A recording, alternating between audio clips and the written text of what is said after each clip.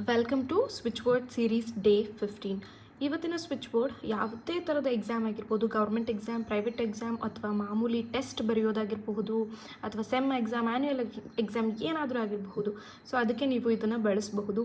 So every time ನೀವು ಎಕ್ಸಾಮ್ಗೆ ಹೋಗಬೇಕಾದ್ರೆ 108 ಸಲ ಇದನ್ನು ಚಾಂಟ್ ಮಾಡಿಬಿಟ್ಟು ಹೋಗಿ ಅಥವಾ ಒಂದು ಚೀಟಿಯಲ್ಲಿ ಬರೆದು ನಿಮ್ಮ ಬ್ಯಾಗಲ್ಲಿ ಇಟ್ಬಿಟ್ಟು ಹೋಗಿ, ಮತ್ತು ಎಕ್ಸಾಮ್ ಹಾಲ್ಗೆ ತೊಗೊಂಡೋಗೋಕ್ಕಾಗಲ್ಲ ಅಲ್ವಾ.